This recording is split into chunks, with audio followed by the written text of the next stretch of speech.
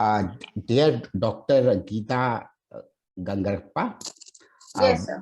welcome to the online interview of FMGE Toppers. You have scored 166 marks in FMGE December 2021. We Yes, would like to congratulate you on behalf of National Vidya Foundation, Vivek sir, Jelly ma'am, Wai ma'am, the whole NVF team, your friends and your teachers. We are very proud of you. And please pay my respects to your parents. Yes, sir. Surely, definitely.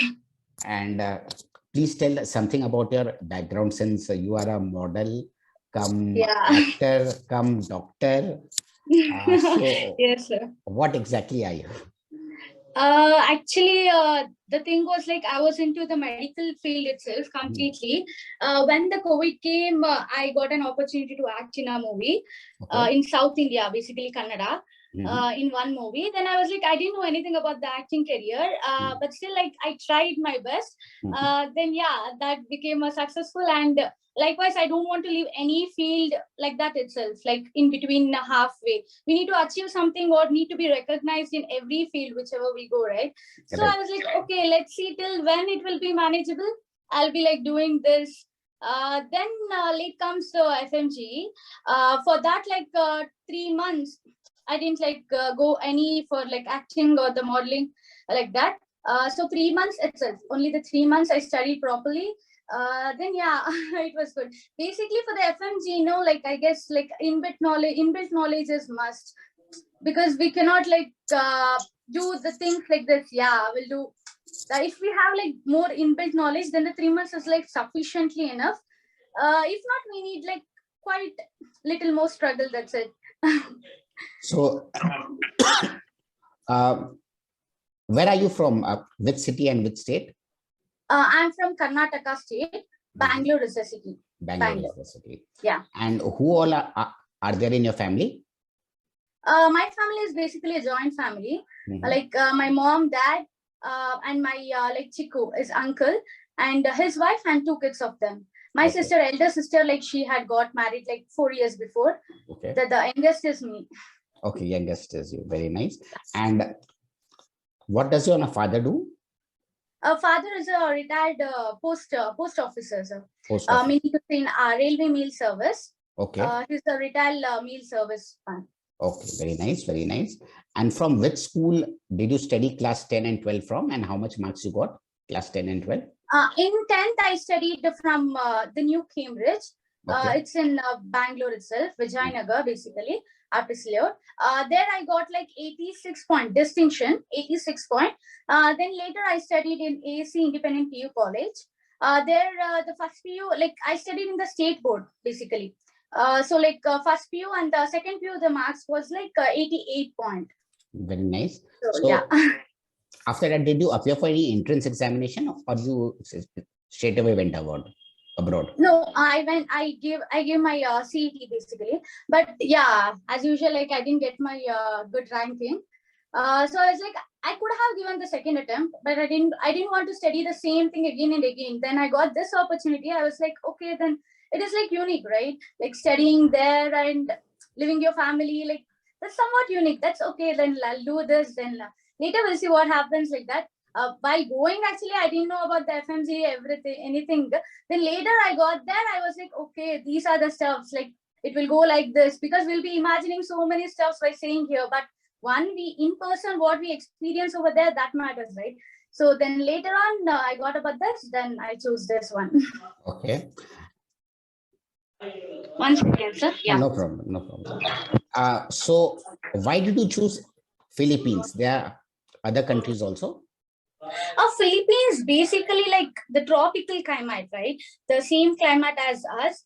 There won't be any issues. Firstly, we'll be like far from our family. We need to cook ourselves for whatever stuff we need to take care. Our own person care is like no one will do, right? So I was like, okay, but if we get, that is the big pressure for us, because we are like very good pampered at home, and suddenly we need to go abroad. Means like it's a quite difficult task for us to get adjust. But since Philippines has the same climate and no issues, like the people are really good, and no other issues like Europe, those places like climate changes And about the language also, like Philippines, yeah, we need to know the language to greet the people, but not like fully entirely. There isn't like you need to know compulsory, you need to do this, that, and all.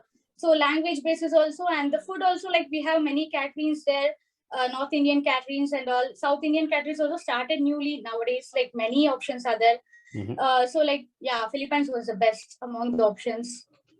And since you're a girl, what about the safety in Philippines with respect to girls?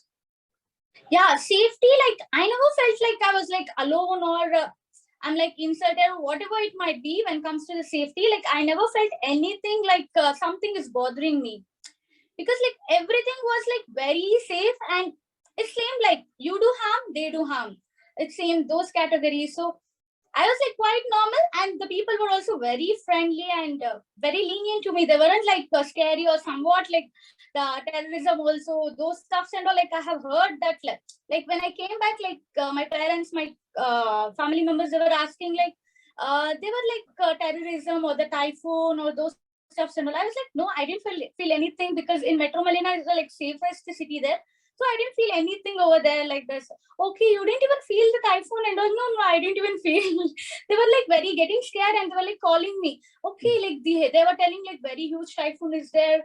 You are getting like holidays, those stuff and all. I was like, okay, but we are not felt. But for the earthquakes and all, we are like warned, and we are getting holidays for 1 or 2 days. But we never felt anything like that. So like terribly horrible and all like that. So basically, it's safe. Metro Manila is particularly insane. As yeah. Okay, can you tell something about what is the cost of staying and eating in Philippines? Stay and food cost approximately. Actually, like I stayed. It depends on the people. Like if they want to choose like very high rated apartments or those stuffs, it costs, obviously the cost will be more. Or the normal things also, it will like it starts in the like 10k pesos meaning like 15k approx INR like that. So or it starts from the 5k pesos also, it will be starting. So it depends on the people. Like if they like the apartment or the flat, they can go for that. Or if they find it's cheaper or more price, they can choose the one like that. And the food, it's like very cheap. It's not at all like so much bothering, and mainly the clothes are very comfortable and very cheap.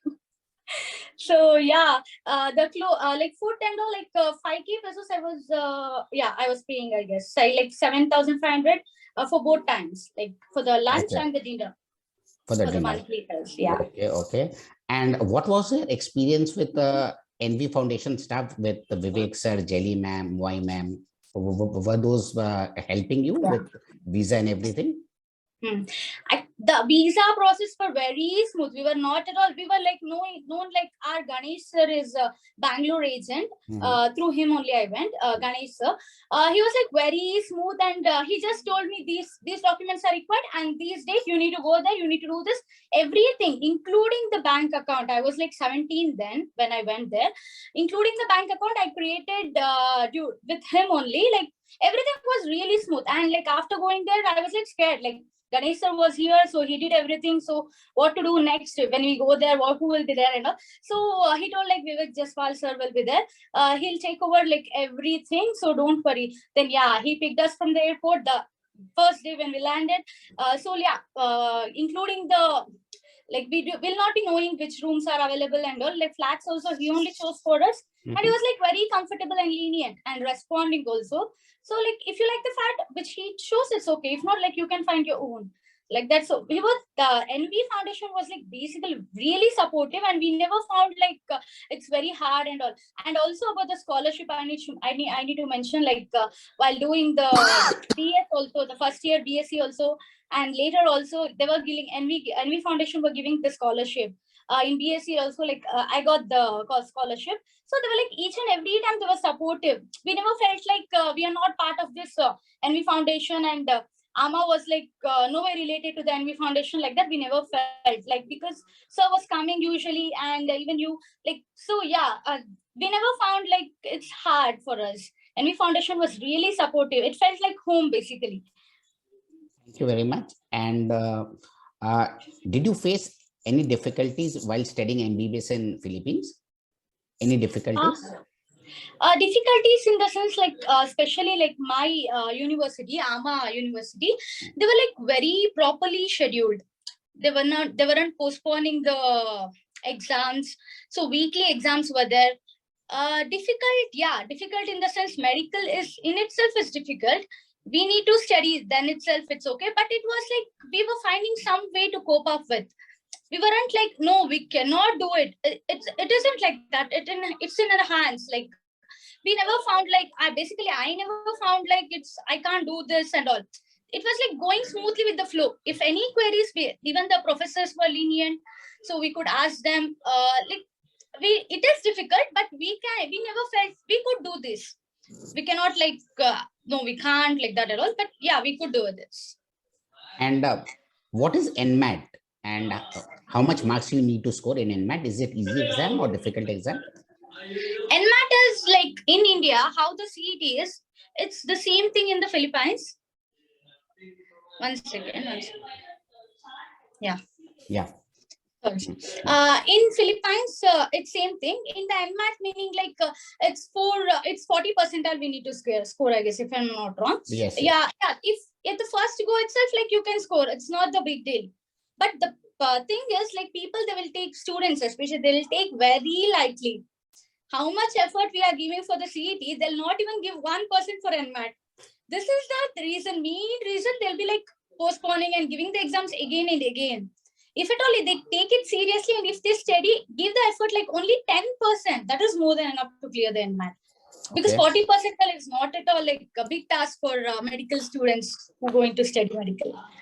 And how many hours classes you had during your MBBS study? It depends, depends on the professor's availability also, and depends on the we were having the module wise. In the module, if the module is very lengthy, they were like they need to complete in 2 months or 3 months, like that it will be there. They will be having the tight schedule, like morning 8 and 1 hour break will be there, in the 12 to 1 break will be there, and till 5 o'clock. Like that it will be there. If not also, if at all it postpones something like research subject like that, means like 6:30 like that, that's it. Maximum time is like 5 o'clock itself, the scheduled time, proper one. Scheduled time. And some of your students are telling me that some classes used to happen till 8 p.m. also. 8 p.m. That's what, sir. About the research, they will be checking every research projects like individually. So it's a sense like even the professor needs some time. So yeah, every individual they will be checking itself. So it's okay. That time, rare times. That is not like, probably if I remember, it was in second year or third year, I guess. That's it. Only like few days in a sem. That's it. Okay, only a few days in a sem. Yeah. And since you have passed FMG in the first attempt, which is a very difficult exam, I suppose. So what is your secret of passing in the first attempt? Only thing is like we need to like focus according to the subjects. We need to be like smart in the sense like we shouldn't study everything, because this is not NEET PG. Obviously the difficulty level, it's there, but basically the FMG, the questions will be very easier, but the options are the tricky level.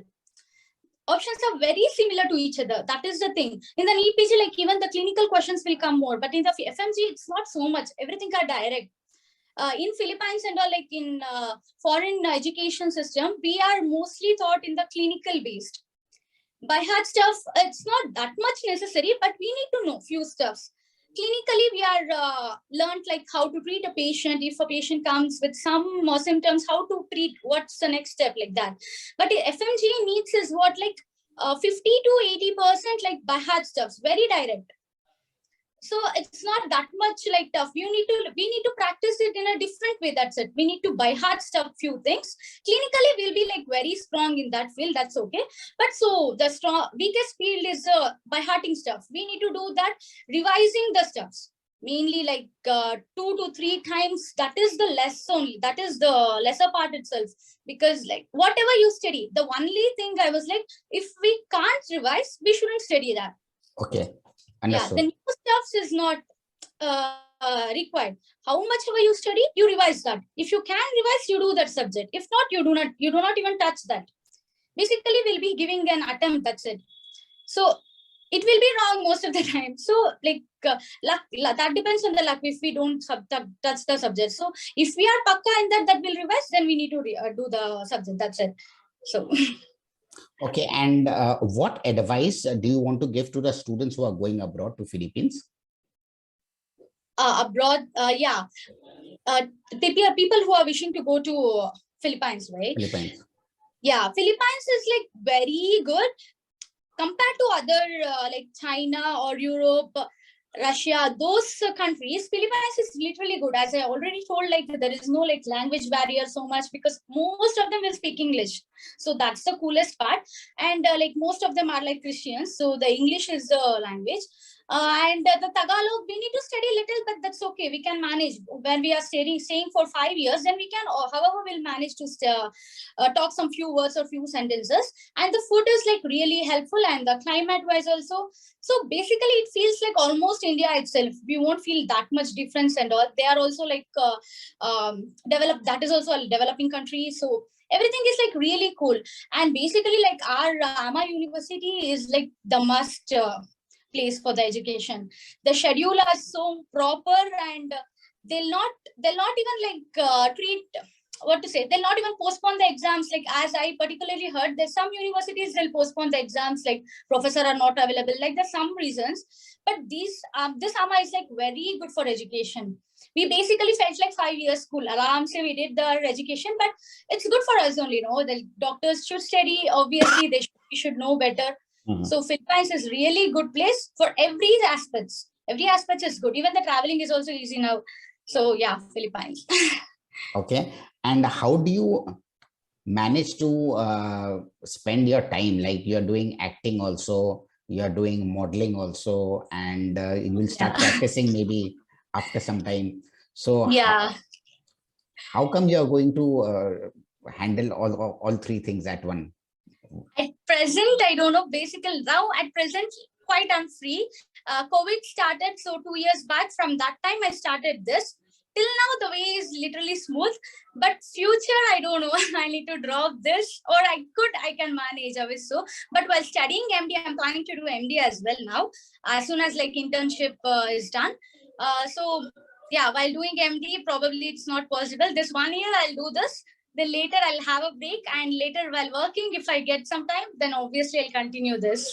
Okay, because somehow like due to this COVID, I'm like managing things. fantastic. I remember there was one doctor called Dr. Aditi Govitkar, who was a model and a doctor also. Do you know? Okay. Just find on internet. Okay. She was a model, come actress, come doctor. All three. Okay, all three nice. So we can do that. You can do that. You can definitely do that. And thank you very much for your time. I really appreciate it. And please send me the names of your movies so we can watch the movies. Surely, sir. Surely. What are the names of the movies? One is the Spooky College, sir. It is yet to be released. The debut is going on. Okay. The two more is like upcoming one. From December, February 14th, it will get like start. The shooting will start. Oh, the shooting will start. Okay. Yeah. So this is the perfect time for me. So I can do this. Fantastic. Talking to you, and best of luck for your future career. And thank you for giving us the time. Thank you, sir. Thank you so much. Yeah. Bye.